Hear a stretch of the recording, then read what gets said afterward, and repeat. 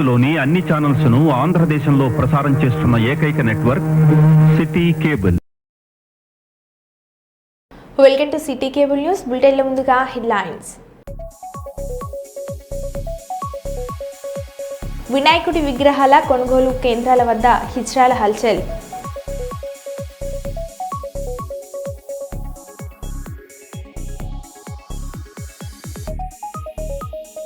ప్రకాశం బ్యారేజీ 69 గేట్లు ఎత్తి నీటి విడుదల.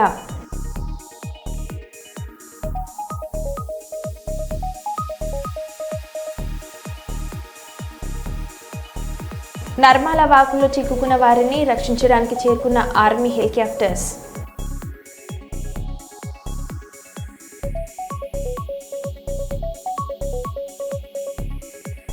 కామారెడ్డి జిల్లాలో వరద పరిస్థితులపై జిల్లా ఇన్ఛార్జ్ మంత్రి సీతక్క టెలికాన్ఫరెన్స్.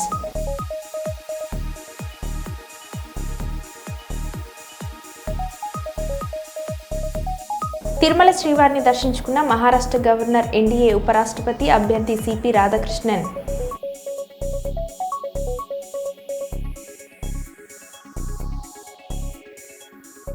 ఇక వివరాల్లోకి వెళ్తే, వరంగల్ తూర్పు నియోజకవర్గం చౌరస్తా కార్యాలయంలో వరంగల్ బీజేపీ జిల్లా అధ్యక్షులు గంట రవికుమార్ విలేకరుల సమావేశాన్ని ఏర్పాటు చేశారు. గంట రవి మాట్లాడుతూ, నాయని రాజేందర్ రెడ్డి 40 సంవత్సరాలు సీనియర్ అయి ఉండి బండి సంజయ్పై వ్యక్తిగత విమర్శలు చేయడం సిగ్గుచేటు. బండి సంజయ్ బీసీ ప్రజల కోసం, నేతల కోసం పోరాడే బీసీ నేత అయినప్పటికీ కాంగ్రెస్ ప్రభుత్వానికి ఢిల్లీలో ధర్నా చేస్తూ ఎలాంటి బీసీ సంఘం ఢిల్లీలో మద్దతు తెలిపలేదన్నారు. ఢిల్లీలో ధర్నా చేస్తే కాంగ్రెస్ నాయకులు మాత్రమే బాగున్నారా? వరంగల్ సమస్యలన్నీ నాయని రాజేందర్ రెడ్డికి కనపడం లేదా అని విమర్శించారు. వరంగల్ అభివృద్ధి కోసం బీజేపీ నాయకులందరూ మాతో కలిసి పనిచేస్తారని అన్నారు. బీజేపీది బడుగు బలహీన పేదల అభివృద్ధి పరచడం ఒకటే. 2 స్థానాల నుంచి 400 స్థానాలకు బీజేపీ వెళ్ళింది. కాంగ్రెస్ పార్టీ కుటుంబ పాలన కాబట్టి ఎన్ని స్థానాలు పడిపోయిందో గుర్తుకు చేసుకుంది అని అన్నారు. కేవలం కాంగ్రెస్ నాయకులు వారి పదవి కాపాడడం కోసం, రాహుల్ గాంధీతో మెప్పు పొందడం కోసం ఇక్కడ నుంచి పోయి ఆ ధర్నాలో పాల్గొన్నారు. ఏ మేధావి వర్గం కానీ, ఏ బీసీ కులాలు కానీ ఆ రిజర్వేషన్ మీద మాట్లాడలేదు. ఎందుకంటే అక్కడ జరిగేది క్లియర్గా తెలుస్తుంది. బీసీల పేరు చెప్పి బీసీలలో ముస్లింలను తీసుకొచ్చి అడాప్ట్ చేయాలనేది ఒక కాంగ్రెస్ కుట్ర. దాన్ని ప్రజలు కూడా అర్థం చేసుకొని ఈరోజు దాని మీద మాట్లాడారు. ఈరోజు బీసీ రిజర్వేషన్ గురించి భారతీయ జనతా పార్టీ మా రాష్ట్ర అధ్యక్షులు రామచంద్ర గారు క్లారిటీ ఇచ్చారు. 46% వరకు సర్పంచులు, ఎంపీటీసీ, జెడ్పీటీసీ స్థానాలను బీసీలకు, హిందువులకి బస్టాండ్ నిర్మాణము ఎక్కడేసిన బొంగలే అక్కడనే ఉన్నది. ఓన్లీ సెటిలర్ వరకు తొవ్వేను పక్కకు పెట్టి ఇంత పెద్ద చరిత్ర గల్ల ఈ వరంగల్ నగరాన్ని ఈరోజు టూరిజం హబ్గా ఎదుగుతుంది. వరంగల్ భద్రకాళి టెంపుల్కే కావచ్చు, సమ్మక్క సారలమ్మ జాతరకే కావచ్చు, అదేవిధంగా ఇక్కడ ఉన్న అగ్రికల్చర్ మార్కెట్కే కావచ్చు, ఎడ్యుకేషన్ ఇన్స్టిట్యూషన్స్ ఎన్ఐటికి, గేమ్స్కే కావచ్చు, ఈరోజు పర్యాటకులు కానీ, ప్రయాణికులు కానీ వరంగల్కి పెరుగుతున్నారు. మరి అలాంటి దానికి వరంగల్ బస్టాండ్ లేదు.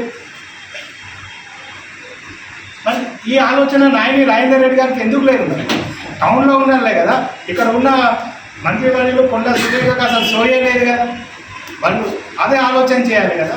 ఇక్కడ ఉన్న ప్రధాన సమస్యలు అటుకెక్కిపోయి దేశ రాష్ట్ర రాజకీయాలకు ఈ విమర్శలు చేసుకుంటా ఎన్నికల టైంలో చేయండి. మేము భారతీయ జనతా పార్టీ వరంగల్ జిల్లా నాయకులు మనం అడుగుతున్నాం, అభివృద్ధి కోసం మీతో కలిసి పనిచేస్తాం. ఒక డయాస్ ఏర్పాటు చేస్తాం. ఈ నగరాన్ని అభివృద్ధి చేయాలి అంటే ఒక విజన్ ఉన్న లీడర్స్ కావాలి. మేధావులతో చర్చ జరగాలి. ఈ మేధావులతో చర్చ జరిగిన తర్వాత ఈ అభివృద్ధి కోసం మనం పనిచేద్దాం. అంతే తప్ప విధంగా మన జిల్లాలో నాయని రాజేందర్ రెడ్డి గారు మాట్లాడిన భారతీయ జనతా పార్టీపై వారు మాట్లాడిన విధానము, మరియు మా నేషనల్ జనరల్ సెక్రటరీ, కేంద్ర హోంశాఖ సహాయ మంత్రి బండి సంజయ్ గారి పైన వారి గురించి వారికి కొన్ని విషయాలు తెలియపరచడం కోసం కాంగ్రెస్ నాయకులకి అసలు ఏమాత్రం అవగాహన లేకుండా మాట్లాడుతున్నారు. మనందరికీ కొంచెం విషయ పరిజ్ఞానం తెలియజేయాలని ఈరోజు ఈ మీడియా సమావేశాన్ని ఏర్పాటు చేయడం. గత కొన్ని రోజులుగా కాంగ్రెస్ ప్రభుత్వం రాహుల్ గాంధీ గారి నుంచి స్థానిక ఎమ్మెల్యే వరకు కూడా ఓటు చోటు, ఏదైతే భారతీయ జనతా పార్టీ ప్రభుత్వం ఓటు చోటు చేసి అధికారంలోకి రావడం జరిగింది. తెలంగాణ రాష్ట్రంలో 8 ఎమ్మెల్యేలు, 8 ఎంపీలు కూడా వాళ్ళు ఓటు చోటు ద్వారా గెలిచారని చెప్పేసి తీసుకొచ్చారో ఆ చోరీ దొంగ ఓట్లు కానీ తీసేసేబడిన ఓట్లను కానీ ఈ రోజు వరకు వారు భారతీయ జనతా పార్టీ వారికి వేశారా, ప్లస్ వాళ్ళ మీద క్లారిటీ ఇవ్వడం అనేది ఈ రోజు వరకు కూడా కాంగ్రెస్ పార్టీ నిరూపించడంలో ఫెయిల్యూర్. సుప్రీంకోర్టు ఒకటి చెప్పింది, రాజ్యాంగబద్ధమైన సంస్థలను ఏదైనా మీరు ఒకటి కామెంట్ చేయాలనుకున్నప్పుడు మీరు అండర్టేకింగ్ ఇచ్చి మీరు బాధ్యత తీసుకున్న తర్వాత రాజ్యాంగబద్ధమైన సంస్థలను ఎలక్షన్ కమిషన్ మీద మీరు అవార్డాలు చేయాలని చెప్పారు. లేని పక్షంలో 7 రోజులలో మీరు అండర్టేకింగ్ ఉందో అదేవిధంగా అఫిడవిట్ని దాఖలు చేయాలి. మీరు ఏదైతే మీరు తప్పు అని చెప్తున్నారో అవన్నీ ప్రూవ్ చేయాలని చెప్పారు. ఈ రోజు వరకు కూడా కాంగ్రెస్ పార్టీ రాహుల్ గాంధీ గారు దానికి సుప్రీంకోర్టుకు సమాధానం చెప్పారు. ఓటు చోరీ అని చెప్పేసి ఇప్పుడున్న బీహార్ ఎన్నికలను ముందు చూపెట్టి బీహార్లో ఏదో యాత్రలు చేస్తున్నారు రాహుల్ గాంధీ గారు కాంగ్రెస్ ప్రభుత్వం. బీహార్లో ఏదైతే 60 లక్షల పైచిప్పు ఓట్లను తీసేసామని ఎలక్షన్ కమిషన్ ఆఫ్ ఇండియా చెప్తుందో అవన్నీ కూడా చనిపోయిన ఓట్లు, మైగ్రేటెడ్ డబ్బులు ఉన్న ఓట్లను తీసేసి ప్రజల ముందు పెట్టింది. కాంగ్రెస్ పార్టీ ఎలక్షన్ కమిషన్ మీద అవాండం వేసిన తర్వాత సుప్రీంకోర్టు ఏం చెప్పిందంటే వాటిని ఎలక్షన్ కమిషన్ని పబ్లిక్ డొమైన్లో వెబ్సైట్లో పెట్టండి, దాన్ని ప్రజల నుంచి వచ్చిన తర్వాత దానిలో ఏమైనా తప్పులు అవకతవకలు జరిగినాయని చూద్దామని చెప్పడం జరిగింది. మరి ఈ రోజు వరకు కూడా ఆగస్టు 27న వరంగల్లోని దివంగత శ్రీ మహమ్మద్ అల్హజ్ ఇబ్రహీం సాహిబ్ జ్ఞాపకార్థం సంతాప సభ జరిగింది. ఈ సమావేశానికి వరంగల్ అధ్యక్షులు ఎంఈఎం సభాన్ అధ్యక్షత వహించారు. ఈ సమావేశంలో దివంగత మహమ్మద్ ఇబ్రహీం సాహిబ్ సన్నిహితులు మహమ్మద్ సలీం సాహిబ్, ఎంఏ మసీద్ సాహిబ్, మహమ్మద్ అలీ సాహిబ్, మహమ్మద్ సిరాజ్ సాహిబ్, మహమ్మద్ అఫ్జల్ సాహిబ్, అలాగే వరంగల్ హన్మకొండ స్నేహితులు మరియు సహచరులు పాల్గొన్నారు. ఈ సందర్భంగా మృతుడి సేవలను మరియు ఆయన సాధించిన విజయాలను గుర్తు చేసుకుంటూ ముస్లిం కమ్యూనిటీ సెంటర్ మాల్క్ రోడ్ మరియు దానికి అనుబంధంగా ఉన్న మసీద్లో సంతాప సభను నిర్వహిస్తున్నామని, ఇది ఈద్గా పదమ గార్డతో పాటు వారి కృషి ఫలితమని ఆయన అన్నారు. అనేక ఇతర ఆఫ్కా భూములను రక్షించడంతో పాటు వరంగల్ హన్మకొండలోని పేద ముస్లిం వితంతులకు నెలవారీ స్టైఫండ్లను అందించి అనేక సామాజిక సంక్షేమ పనులలో నిశ్శబ్ద సేవలు అందించారు. ఈ కార్యక్రమంలో మౌలానా ఫసిహుద్దీన్ కాస్మి మరియు ఎంఏ మజీద్ దివంగత జామియా సేవలను క్లుప్తంగా ప్రదర్శించి ఆయన క్షమాపణ కోసం ప్రార్థించారు. मोहम्मद इब्राहिम साहब तकरीबन 40 साल से उनके खिदमत कौम और मिल्लत और तमाम जो है शहर वरंगल के रहने वालों के भाईचारगी के ताल्लुक से, अमन व अमान के कायम के ताल्लुक से जो भी उनकी फ़िक्र और मोहब्बत, उनकी फ़िक्र और मेहनत, ये तमाम चीज़ों को जो है आप लोगों के सामने रखने के लिए ये ताज़ियती जलसा रखा गया है। खास करके मोहम्मद इब्राहिम साहब मरहूम ये मुलुक रोड के ये जो मस्जिद अल-नूर और मुस्लिम कम्युनिटी सेंटर है, इस जायदाद के तहफ़्फ़ुज़ की पूरी जो है जिम्मेदारी उनकी ही थी। और उसके साथों साथ पिंदमा गड्ढा पे जो है 1 एकड़ 36 गुंठे का जो औकाफी जायदाद है उसकी तहफ़्फ़ुज़ करते हुए वहाँ पर जो है ईदगाह हुसैन आलम बनाया गया। और उसके साथों साथ अल्हम्दुलिल्लाह नबी शाह दरगाह में भी 2 ऐसे बिल्डिंग बना करके उर्दू और दीनी तालीम की जो है मरकज़ बनाया गया। और ताज दक्कन की निगरानी ताज दक्कन के नाम पे मौसूल किया गया है। और अल्हम्दुलिल्लाह उनके ज़िंदगी भर जो है वो यही फिक्र करते थे कि वरंगल के मुसलमानों के हक़ में हमेशा जो है फिक्र करते थे, बेवाओं के ताल्लुक से और नादारों के ताल्लुक से, और जो है मुस्लिम जो है कमज़ोर और बीमार लोगों के ताल्लुक से भी फिक्र किया करते थे और वक्तन फ़ौक्तन उनके ज़रूरत के मुताबिक मदद किया करते थे। और वो जो है ऐसे खिदमत करते गए जो हम फरामोश नहीं कर सकते। ऐसे खिदमत के तहफ़्फ़ुज़ करते हुए और बिलखुसूस और एक लास्ट में आखिर में जो मस्तान शाह दरगाह के मस्तान शाह कब्रिस्तान में जो मस्जिद मक्का मस्जिद जो बनाए हैं वो भी जो है उन्हीं का कारनामा है। उस मस्जिद को तामीर करके वो कब्रिस्तान में आने वाले और वहाँ से गुजरने वाले और तमाम मुसलमानों की ऐसी सहूलियत पहुँचाए हैं, अल्लाह उनको इसका अजर अज़ीम अता फरमाए। हम ये चाहते हैं कि इब्राहिम साहब को एक अपने नज़ीर बना के और अपने नज़कुल आइन बना के और हमको भी जो है इसी तरीके से कौम और मिल्लत के खिदमत करने की हमें भी अल्लाह तबारक तआला तौफीक अता फरमाए और अल्लाह तबारक तआला वो जो मेहनत और फिक्र किए हैं उनको जन्नतुल फिरदौस में आला से आला मुकाम अता फरमाए और उनके दर्जात को बुलंद करे और उनके अहले खाना को जो है अल्लाह तबारक तआला हर किस्म की जो है हिफाजत में रखे। ये हमारी दुआ करते हैं और हम अल्लाह तबारक तआला से हमारी दुआ को कबूल करने के लिए आप सल्लल्लाहु अलैहि वसल्लम के सदक़े तुफ़ैल में अल्लाह से अर्ज़ करते हैं कि हमारी दुआओं को कबूल फरमाए और इब्राहिम भाई को अजर अज़ीम अता फरमाए। व आखिरु दावाना अल्हम्दुलिल्लाहि रब्बिल आलमीन। కాంగ్రెస్ ఎమ్మెల్యే యశస్విని రెడ్డి నియోజకవర్గం పాలకుర్తిలో యూరియా కోసం రైతుల ఆందోళన. నో స్టాక్ బోర్డు పెట్టడంతో నడి రోడ్డుపై ఆందోళనకు దిగిన రైతులు. యూరియా కోసం ఎన్ని రోజులు తిరగాలి అంటూ రైతుల ఆవేదన.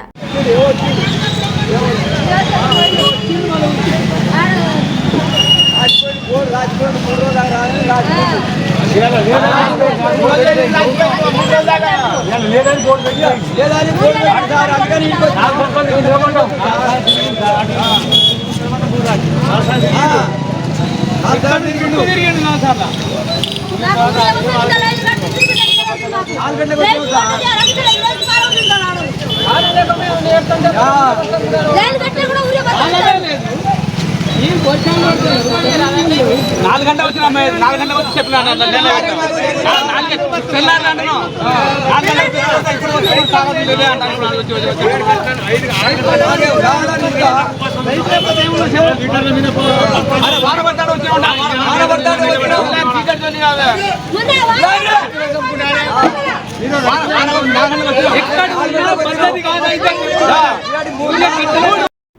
పెద్దపల్లి జిల్లా శ్రీపాద ఎల్లంపల్లి ప్రాజెక్టుకు భారీ వరద నీరు రావడంతో అధికారులు 40 గేట్లను ఎత్తి 6 లక్షల క్యూసెక్ల నీటిని దిగువకు వదిలారు.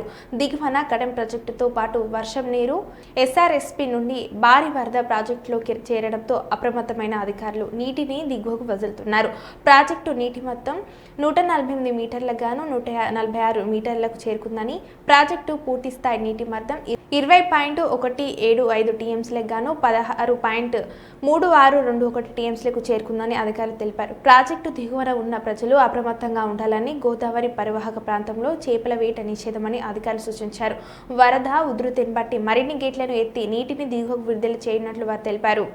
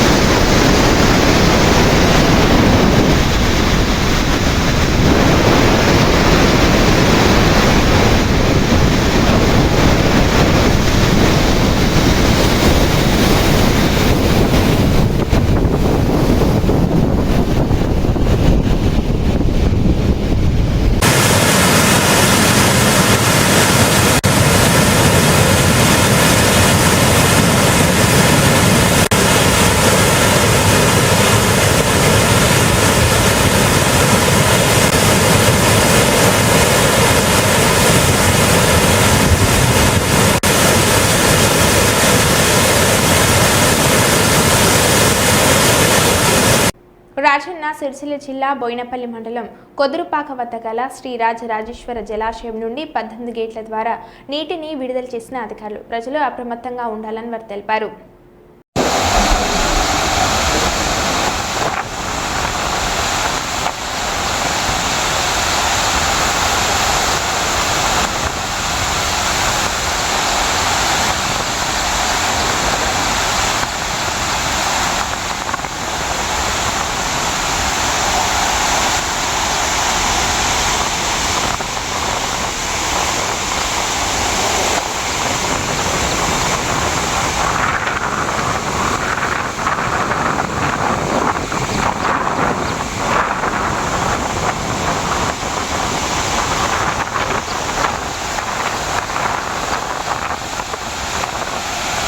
రాజన్న సిరిసిల్ల జిల్లా గంభీరావుపేట మండలం ఎగువ మానేరు ప్రాజెక్టు వద్ద చిక్కుకున్న వారికి డ్రోన్ సహాయంతో ఆహార పదార్థాలను అందించారు.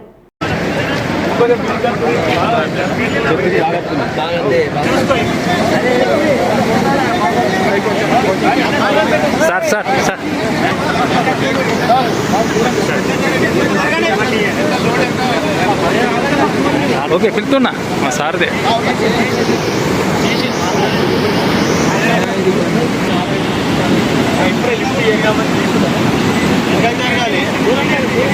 జరగాలి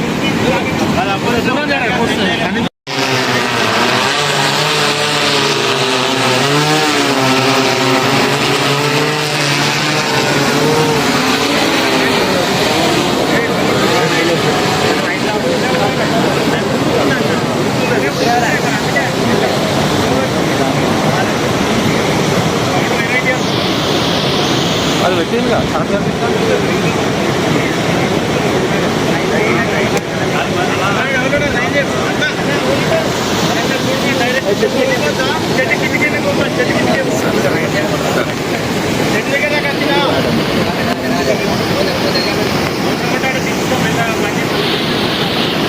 రాజన్న సిరిసిల్ల జిల్లా గంభీరావుపేట మండలం నర్మల వాగులో చిక్కుకున్న జింగం స్వామి 30 గంటలైనా ఈ అధికారులు నా కొడుకులను కాపాడడం లేదు, తను చచ్చిపోతాడంటూ లక్ష్మి ఆవేదన.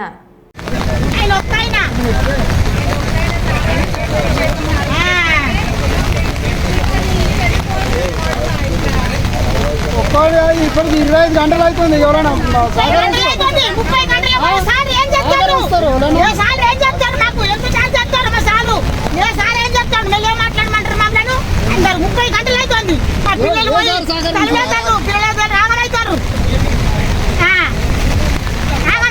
మాకు ఎందుకు ఇవన్నీ ఎలక్షన్లు ఇవన్నీ అన్ని ఉన్నప్పుడు మాకు తీసుకొచ్చి మాకు అబ్బాయి చెప్పాలి. లేకపోతే మేమే పానాలు కూడా కొట్టుకుందామా, మేమే డబ్బులు తెచ్చి స్థాయి సత్తా మీద గొడవ మీద తెప్పించుకొని తాగుతాం. మేము ఇక్కడ చచ్చిపోతాం, మరి సేవలు అయితే మరి ఒక ఇక్కడ అట్లా సేవలు అయింది. మరి మాకు ఎందుకు వాళ్ళు అయినాక మేము ఎందుకు మేము ఆలోచన చేసుకోగలం. గంటల కోలే మేము మాకెందుకు ఆవేదన ఏంది, మాకు కడుపు లేంది. మెల్లేం మాట్లాడండి ఏం మెల్లేం మాట్లాడాలి. 60-70 ఏళ్ళ కలిసిన పిల్లలు లేని నాకు పిల్లలను పోయే కొట్టుకుంటారు. ఆడిపోతా నువ్వేందన్నా ఆడిపోతా నేను ఇష్టం నా బుద్ధి నేను అనుకుంటాను. మెల్లేం మాట్లాడాలి అనుకున్నాను. మెల్లేం మాట్లాడాలి అనుకున్నాను. నువ్వు అనడే అనకు. మేము పోలే ఆడికే వచ్చా ఆడికే అదే మరిపోయింది. రెండుసార్లు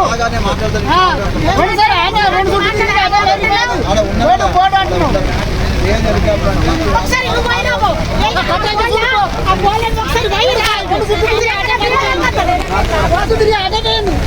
వాళ్ళ వైరాబాను ఒకసారి వాళ్ళు పోలంటారు. వాళ్ళ వైరాబు ఒకసారి నువ్వు పోయి వచ్చినాక నా పిల్లలు దొరకద్దు మాట్లాడు.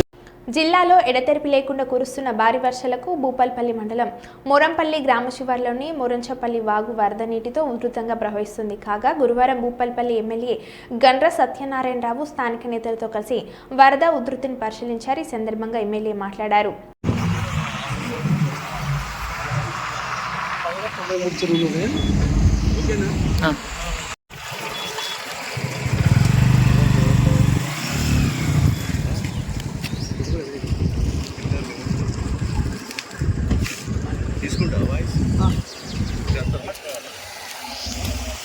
అధిక వర్షాలతో ఈ యొక్క మోరంచె వాగు మీద మోరంచెపల్లిలో ఉన్నటువంటి బ్రిడ్జ్ ముందు 93 చెరువులు ఉన్నాయి. ఆ 93 చెరువులు కూడా మొత్తము మత్తడి పడ్డాయి. అవన్నీ కూడా ఓవర్ఫ్లో అవుతున్నది. కానీ నేను ఈ యొక్క నియోజకవర్గంలోని అదేవిధంగా ములుగు భూపాలపల్లి నియోజకవర్గ ప్రజలకు మోరంచె వాగెంబడి ఉన్నటువంటి ప్రజలకు విజ్ఞప్తి చేస్తున్నాం. ఈరోజు రేపు ఎల్లుండి కొంచెం జాగ్రత్తగా ఉండాలి.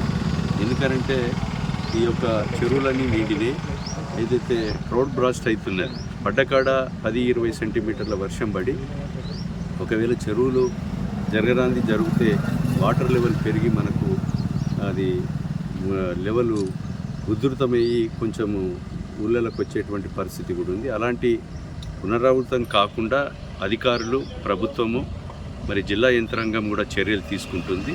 కనుక ఎందుకైనా మత్స్య కార్మికులు, చెర్లలో పోయేటువంటి మత్స్య కార్మికులు కానీ, అదేవిధంగా ఇంకా బయటికి వచ్చేటువంటి వ్యక్తులు కూడా జాగ్రత్త వహించేసి మీ ఇళ్లలో ఉండి పనులు చూసుకొని ఇవాళ రేపు కొంచెం జాగ్రత్తగా ఉండాలని ఈ ప్రాంత ప్రజలకు విజ్ఞప్తి చేస్తుంటాం.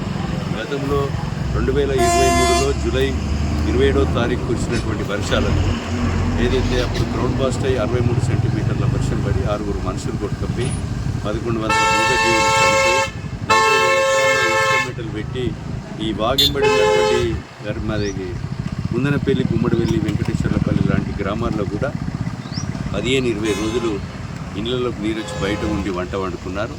అలాంటిది ఏమీ జరగదు, కానీ మనం జాగ్రత్తగా ఉండాలని ఈ ప్రాంత ప్రజలకు నేను విజ్ఞప్తి చేస్తున్నాను. నర్మల వాగులో చిక్కుకున్న వారిని రక్షించడానికి చేరుకున్న ఆర్మీ హెలికాప్టర్ రాజన్న సిరిసిల్ల జిల్లా గంభీరావుపేట మండలం నర్మల వాగులో చిక్కుకున్న 5 రైతులు.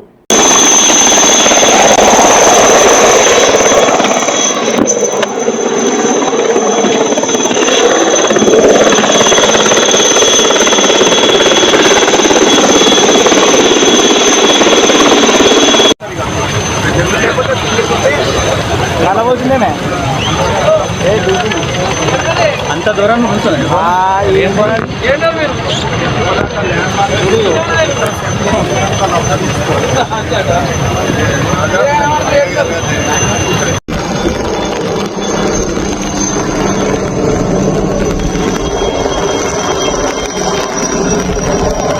వాళ్ళు మనుషులు డోర్ రెడీ ఉంది, ఓపెన్ చేసి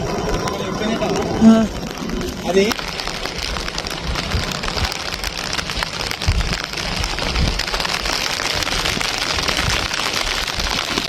మంత్రి వివేక్, ఎమ్మెల్యే రోహిత్ సమీక్ష మేదక్ కలెక్టరేట్లో ఇన్ఛార్జ్ మంత్రి ఘట్టం వివేక్ వెంకటస్వామి, స్థానిక ఎమ్మెల్యే డాక్టర్ మైనంపల్లి రోహిత్, జిల్లా ప్రత్యేక అధికారి doctor Harish, collector Rahul Raj, SP శ్రీనివాసరావులతో కలిసి భారీ వర్షాలపై సమీక్షించారు. అధికారులు అప్రమత్తంగా ఉండాలని ఆదేశించారు. 2 రోజుల్లో కురిసిన వర్షం, వరదల ముంపు తదితర అంశాలపై చర్చించారు.